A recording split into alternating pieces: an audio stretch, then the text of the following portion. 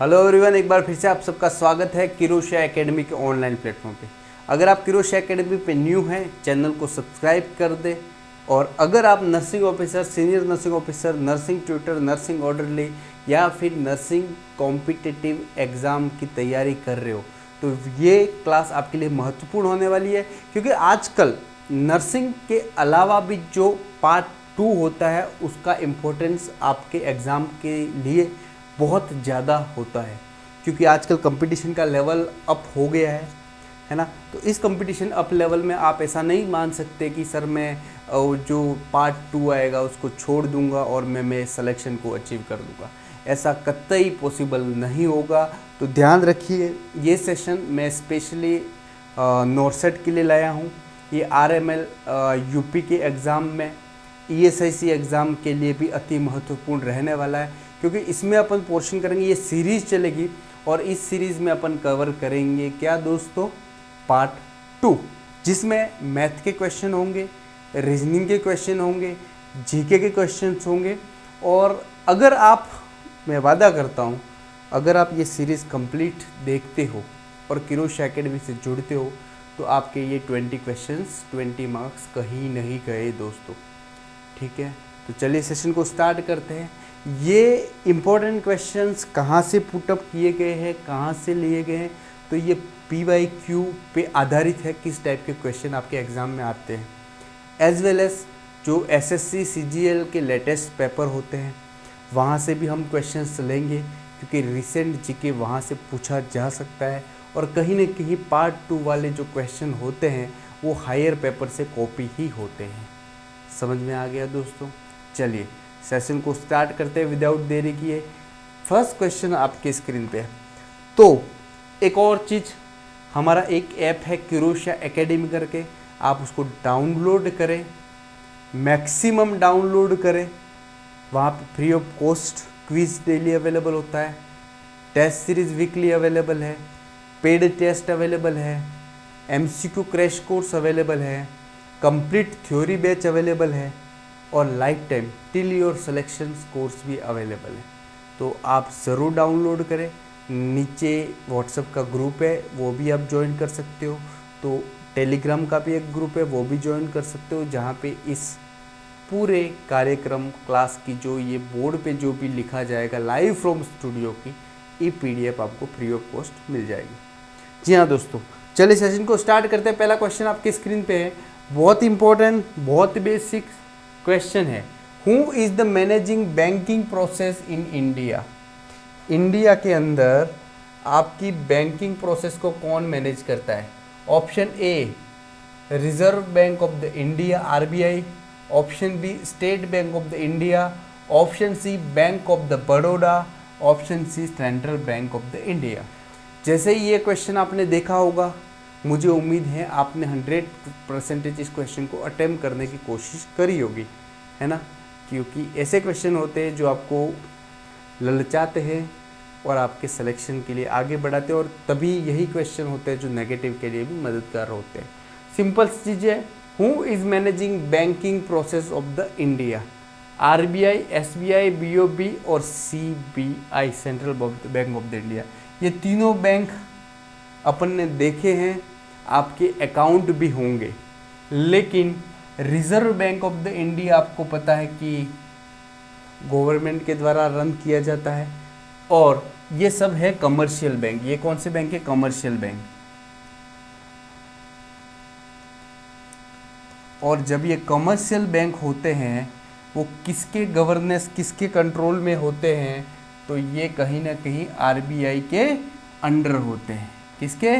RBI के under होते हैं। समझ में आ गया? सबसे लार्जेस्ट चेन कौन सी है? तो state bank of the India. Clear? 1 marks के लिए इजी था। अब हो सकता है ये क्वेश्चन आपके एग्ज़ाम में रिपीट हो सकता है ये क्वेश्चन आपको एग्ज़ाम में नहीं देखने मिले, लेकिन RBI से क्वेश्चंस अगर आए तो RBI एक्चुअली करता क्या करता है? ये क्या करता है? Formulating the policy, banking sector कैसे काम करेगा इंडिया में, उसकी पॉलिसी बनाता है। नेक्स्ट चीज़ करता है, जो न्यू करेंसी, जैसे 2000 का नोट आया है ना, कोई कोइन नया आया, तो इशू कौन करता है? तो ये RBI करता है। और क्या करता है, जो फॉरेन एक्सचेंज होते हैं, फॉरेन की जो डॉलर में, इंडियन रुपी में, ये सब चीज़ें रिजर्व करता है। कौन करता है? आरबीआई। और इन सबको के लिए भी पॉलिसी बनाता है आरबीआई, क्योंकि आरबीआई के अंडर होता है। अब नेक्स्ट चीज इंपॉर्टेंट ये होती है, सर आरबीआई का डायरेक्टर कौन है? तो रिसेंट आरबीआई का एग्जीक्यूटिव डायरेक्टर, आरबीआई का कौन एग्जीक्यूटिव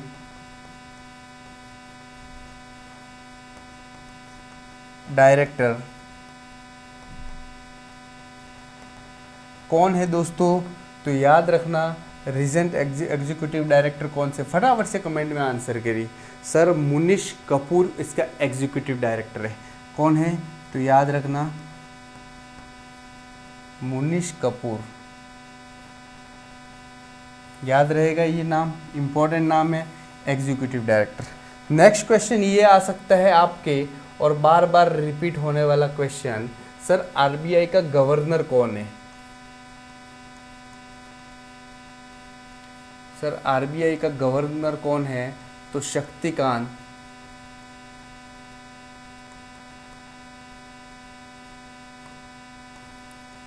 आरबीआई का गवर्नर कौन है? तो शक्तिकांत दास जी। समझ में आ गया? तो आई थिंक आरबीआई से रिलेटेड चीज़ आपकी क्लियर हो गई। मुझे नहीं लगता कोई आपका डाउट होगा।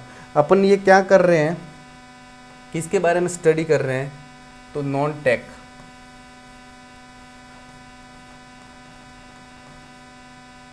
पार्ट ऑफ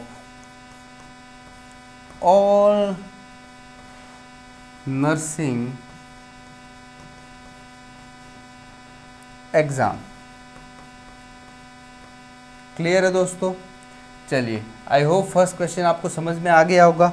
नेक्स्ट क्वेश्चन आपके स्क्रीन पे है, जल्दी से रीड आउट करें और आंसर देने की कोशिश करें। क्वेश्चन क्या बताता है? The magnitude of earthquake is measured by an instrument which is known as. तो मैग्नीट्यूड ऑफ द अर्थक्वेक का जो मेजर करने वाला जो इंस्ट्रूमेंट होता है, उसे क्या बोलते हैं? सिंपल है, अर्थक्वेक आया, कितनी मात्रा में आया, उसका कितना प्रभाव था, मैग्नीट्यूड था, उसको कौन मेजर करेगा? चलिए फटाफट से बताइए दोस्तों। तो सर ऑप्शन ए है बैरोमीटर, ऑप्शन बी है सिस्मोग्राफ, ऑप्शन सी है रिक्टर स्केल, ऑप्शन डी है मैग्नीट्यूड स्केल। फटाफट से आंसर करें। तो आप बताओगे सर मैग्नीट्यूड स्केल, यहाँ पे मैग्नीट्यूड लिखा हुआ है करके तुक्का मारोगे तो भैया चलेगा नहीं, ये तो आपका कोई ऐसा स्केल है ही नहीं। अब जो रिक्टर स्केल है, क्या है रिक्टर स्केल? वो किस लिए यूज किया जाता है? To calculate the magnitude of the earthquake. तो कौन सा स्केल होता है जो अर्थक्वेक के मैग्नीट्यूड को के लिए यूज किया जाता है? Richter scale is a scale used to measure magnitude of earthquake।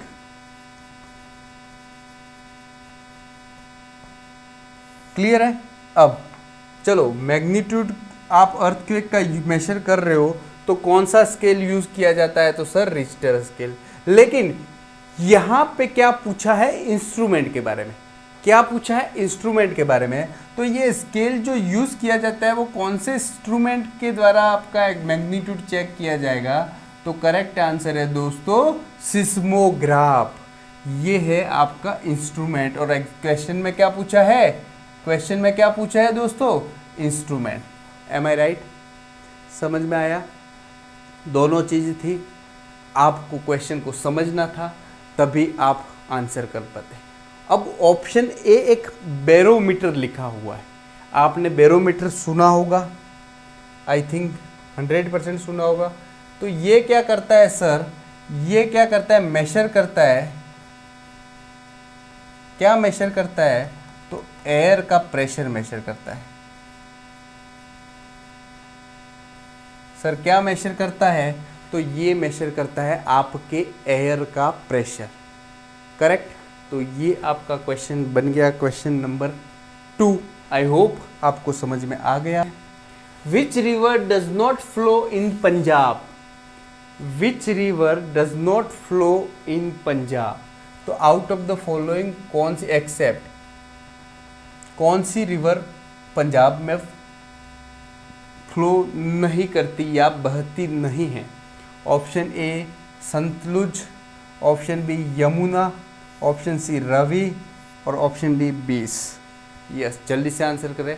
तो यहाँ पे पंजाब में कौन सी गंगा मतलब नदी नहीं बहती?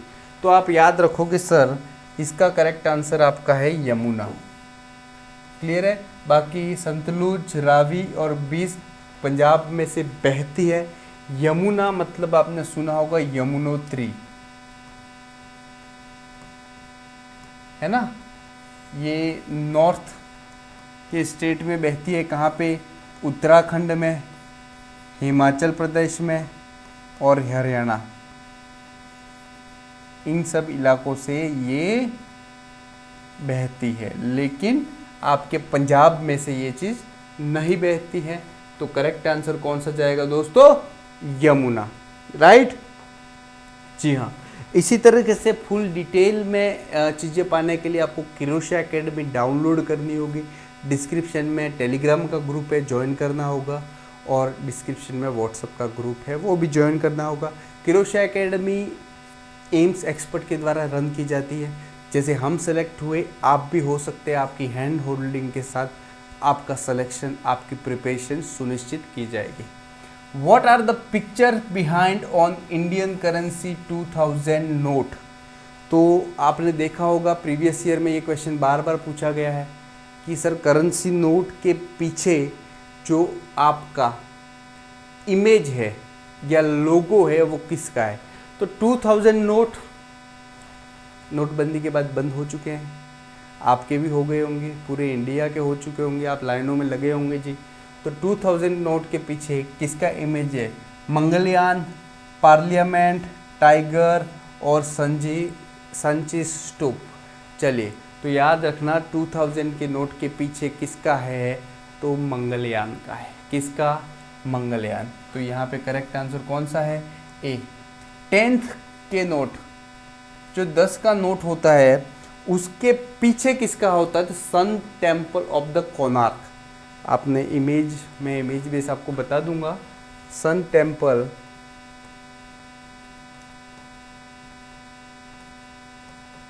ऑफ कोणार्क 10 की नोट के पीछे। 20 की नोट के पीछे किसका इमेज रहता है? यस, तो आपने सुना होगा महाराष्ट्र में अजंता एलोरा का नाम सुना होगा। तो एलोरा की गुफाएं हो, ठीक है, एलोरा केव्स, इसका इमेज है। 50 की नोट के पीछे behind 50 note Hampi with chariot. 50 की नोट पे हम्पी विथ चैरियट का इमेज बना हुआ है।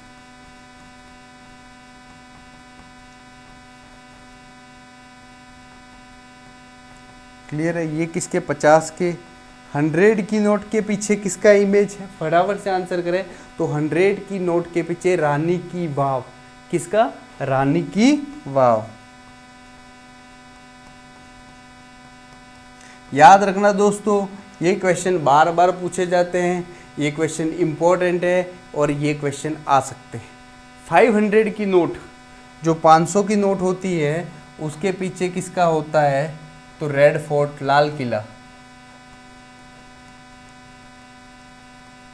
इंडिया। ठीक है, तो red fort of the India कौन सी नोट के पीछे होता है? तो दोस्तों 500 की। अब 1000 की नोट बंद हो चुकी है, तो मुझे नहीं लगता उस पर क्वेश्चंस बनेगा। क्लियर है? तो ये नोट करेंसी के बिहाइंड जो स्टेचू है, लोगो है, इमेज है, यहाँ से आपके करेंसी के जीके से क्वेश्चन आता है। नोट से 2 क्वेश्चन आ सकते हैं। एक तो ये पी बिहाइंड किसका लोगो है, या फिर गवर्नर का नाम क्या है? तो शक्ति का नाश। क्लियर है दोस्तों? यस, आई होप आपको ये थोड़ा सा बोरिंग लगेगा, लेकिन ये 20 मार्क्स की इम्पोर्टेंस बहुत ज़्यादा है। चलिए नेक्स्ट क्वेश्चन देख रहे हैं। What is the next in the series 0 1 1 2 3 5 8 13।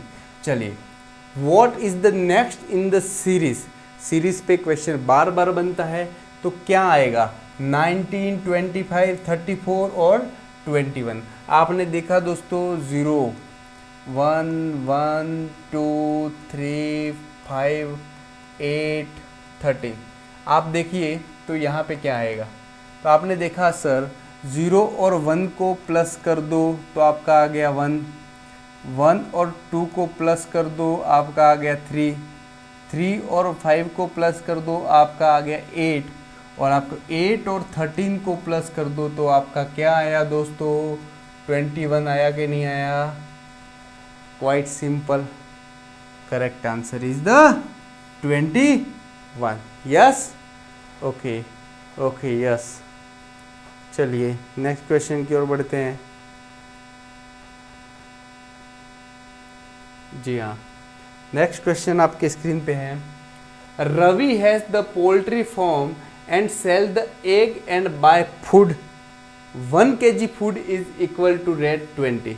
Ravi का क्या है, पोल्ट्री फार्म है। पोल्ट्री फार्म मतलब वहाँ से अंडे प्रोड्यूस करता है, क्लियर है। तो उस पोल्ट्री फार्म से क्या करता है, वो एग को सेल करता है and buy 1 kg food is equal to 20 rupees. 1 egg selling price is the 4.5 rupees.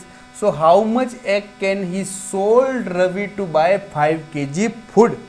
कितना 1 kg फूड के लिए कितने सेल करना पड़ता है आपको 20 रुपीज़ का, तो आपका 5 kg फूड के लिए कितने का सेल करना पड़ेगा 1 equal to 20, so 5 equal to 20 into 5 बराबर 100 RS का।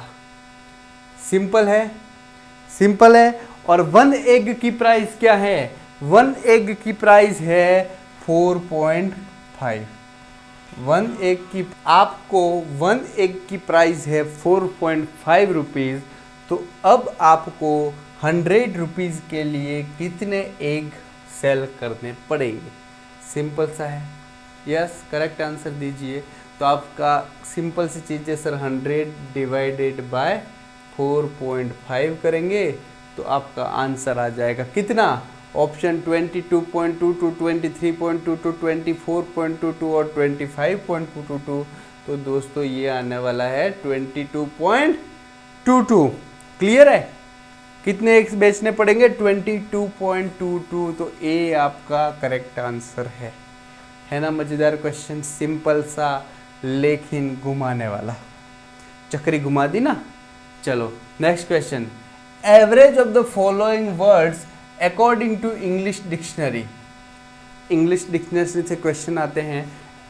Average of the following word according, arrange, आपको अरेंज करते हैं अल्फ़ाबेटिक के बेस पे।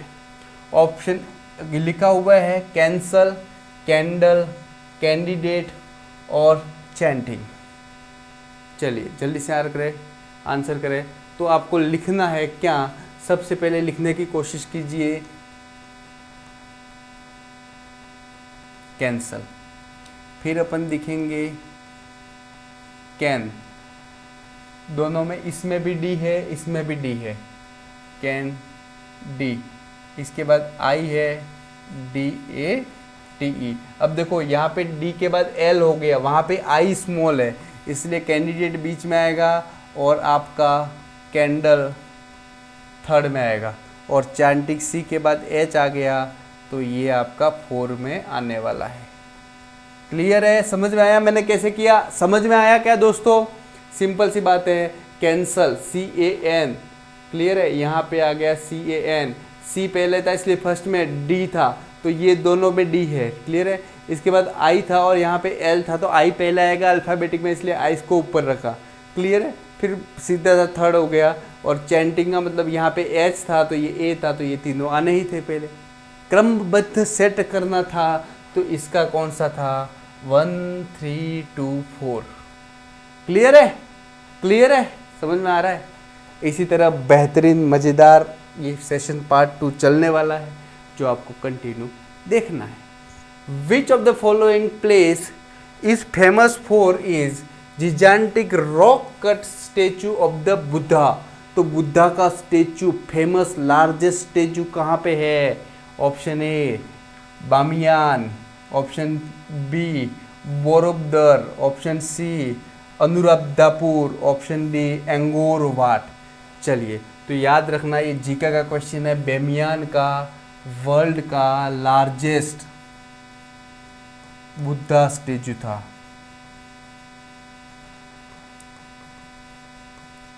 लेकिन कुछ आक्रमणकारियों द्वारा इसको डिस्ट्रॉय कर दिया गया।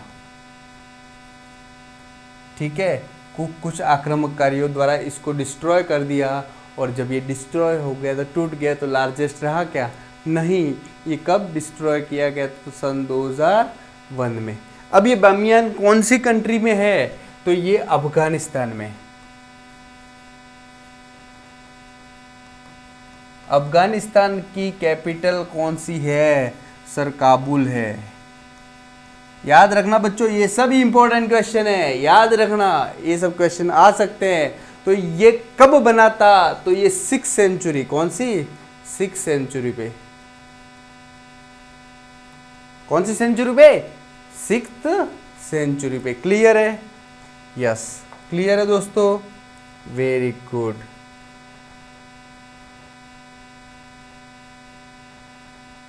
Next question,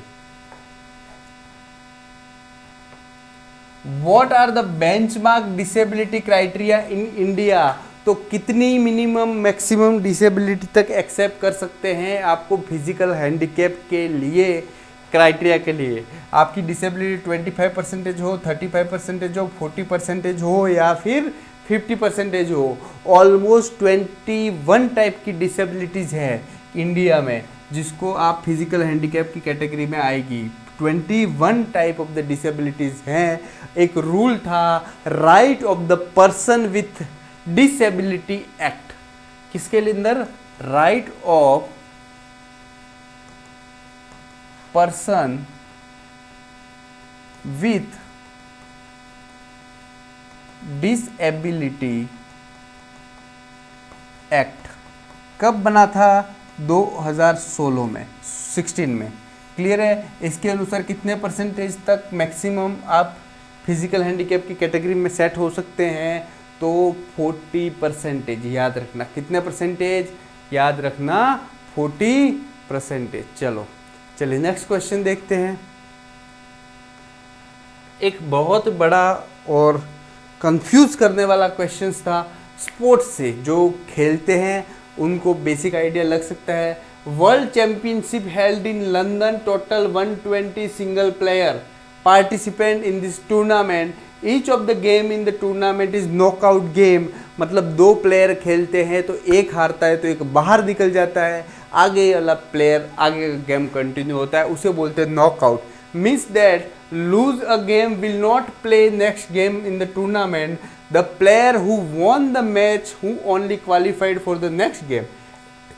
end of the final total how much match is played. तो प्लेयर कितने थे? 120।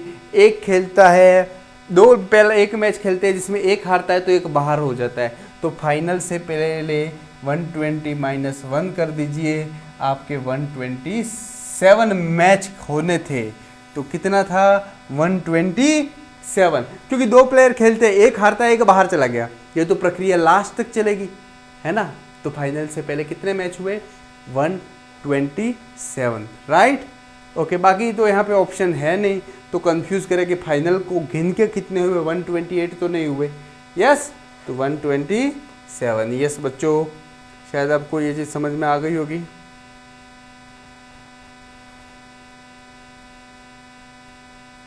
ये देखो, बहुत ही मज़ेदार सा नेक्स्ट क्वेश्चन है। इन अ कॉम्पिटिशन एग्जाम है, 50 वर्ड्स पर minute typing text are required. तो कोई भी कॉम्पिटिटिव एग्जाम है जिसमें स्किल टेस्ट है, तो 50 वर्ड्स इन अ मिनट लिखने हैं। कितने? 50 वर्ड्स इन अ मिनट लिखने हैं। In competitor first day typing speed is 20 word. First day typing speed कितनी है? तो सर 20 वर्ड्स है।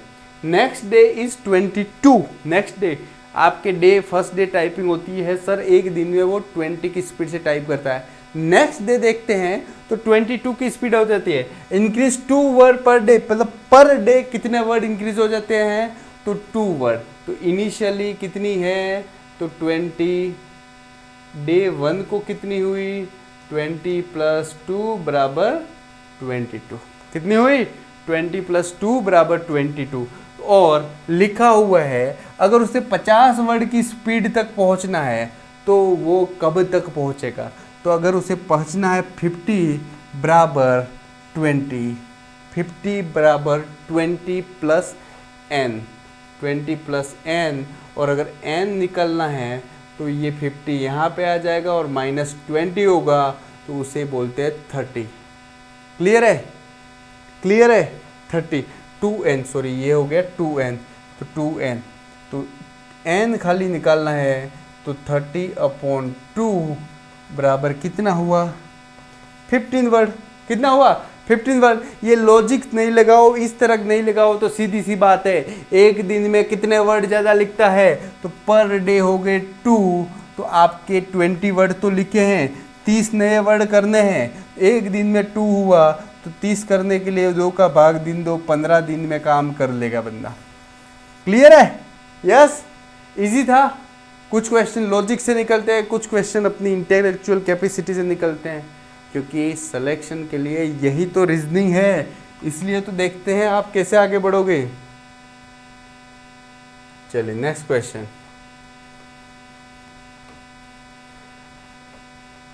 Who was won the nobel prize for children right movement. किसको नोबेल प्राइज मिला था चिल्ड्रन राइट मूवमेंट के लिए, Kirti Bharti, Kailash Satyarthi, Ashok Kumar, James P Allison. तो किसको नोबेल प्राइज मिला था, किसके लिए, चिल्ड्रन राइट मूवमेंट के लिए, चिल्ड्रन के राइट के लिए लड़े थे, चिल्ड्रन के एजुकेशन के लिए लड़े थे। तो किसको मिला था, तो 2014 में, जब 2014 में एक इंडियन लेडी थी, है ना, और एक पाकिस्तान से थे शायद, मुझे पता है तो, या अफगानिस्तान से थी। तो इंडियन का नाम यहाँ पे इम्पोर्टेंट था, कैलाश सत्यार्थी। किसका, कैलाश सत्यार्थी जी को मिला था। और कैलाश सत्यार्थी के साथ एक और कौन था, तो जॉइंटली मिला था मलाला यूसुफ या मतलब यूसुफ फायजाई करके नाम था, मलाला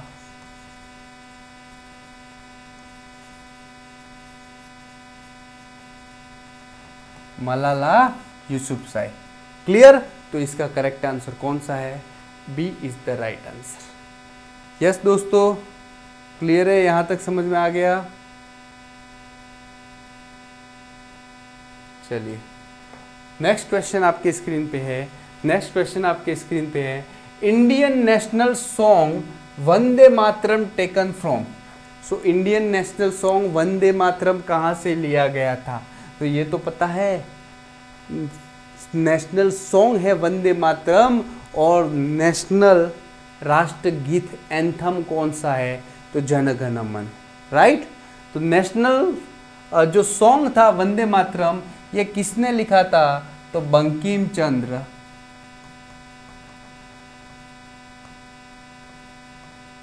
चटर्जी। किसने लिखा था सर, बंकिम चंद्र चटर्जी। याद रखना ये नाम, याद रहेगा, जी हाँ, किसने लिखा था, बंकिम चंद्र चटर्जी। और ये बंकिम चंद्र चटर्जी ने एक लिखी थी नोवेल जिसका नाम था आनंद मठ। क्या नाम था, आनंद मठ। याद रहेगा दोस्तों, क्या नाम था, आनंद मठ। क्लियर है, क्लियर है, जी हाँ। तो ये चीज़ याद रखना सर, आनंद मठ नाम था। गीतांजलि, भारत माता, भारत भाग्य विधाता, ठीक है। तो आपको नेशनल सॉन्ग किसने लिखा था, बंकिम चंद्र चटर्जी। कौन सी नोवेल से ये चीज़ उठाया गया था, तो याद रखना, नोवेल का नाम था आनंद मठ। गीतांजलि क्या था, सो गीतांजलि एक बुक का नाम था सर, गीतांजलि एक बुक का नाम था, याद रहेगा, गीतांजलि एक बुक का नाम था जो रविंद्र नाथ टैगोर ने लिखी थी। और रविंद्रनाथ टैगोर जी भी ही थे जिन्होंने नेशनल एंथम लिखा था। यस दोस्तों, क्लियर है? समझ में आ रहा है? समझ में आ रहा है? जी हाँ, यस। नेक्स्ट अपन देखेंगे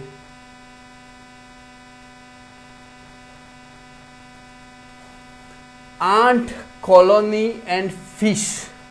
ये आंट है, आंटी नहीं है जो कॉलोनी में रहती है, तो कंफ्यूज मत होइएगा। तो आंट मतलब चींटी, मूंगी, सुना होगा ना या। तो ये आंट होती है जो आंट की कॉलोनी, जो आंट चींटियाँ बहुत सारे ग्रुप में रहती है तो उसे कॉलोनी का नाम दिया जाता है। तो अगर फिश के ग्रुप को क्या बोलते हैं, है ना, अपन ने देखा होगा बहुत सारे ऐसे समुद्र के वीडियोज आते हैं, बहुत सारी हजारों में फिश होती है। तो एक साथ जब हजारों में फिश होती हैं तो उसे क्या बोलते हैं, ये है क्वेश्चन। स्वार्म, स्कूल, हर्ड या बंच? तुक्का लगाओ भैया। तुक्का कंफ्यूजिंग है। तो ग्रुप ऑफ द फिश को क्या बोलते हैं? ग्रुप ऑफ द फिश को क्या बोलते हैं दोस्तों? स्कूल। बच्चों के स्कूल जाने वाले नहीं, तो ग्रुप ऑफ द फिश को भी क्या बोलते हैं? स्कूल। याद रखिएगा, इंपॉर्टेंट क्वेश्चन है। और क्या बोलते हैं? तो शॉल। और क्या बोल सकते हैं? याद रहेगा। तो करेक्ट आंसर कौन सा था दोस्तों? करेक्ट आंसर बी था। इसी तरह पार्ट 2, अगर आप चाहते हो मैं 20 में से 20 मार्क्स स्कोर करूं, किरोशा एकेडमी डाउनलोड कर दीजिए। पार्ट 2 के लिए बेहतरीन कंटेंट आपके लिए अवेलेबल होगा लास्ट 14 डेज में, और ये आपको सिलेक्शन श्योर करेगा, सिलेक्शन सुनिश्चित करेगा दोस्तों। Till date thank you. I hope आपको ये सेशन अच्छा लगा होगा और आप आपके सभी मित्र, सभी फ्रेंड को शेयर करोगे जो सिलेक्शन को पाना चाहते हैं और ये पार्ट 2 में जो वीक है। थैंक यू दोस्तों।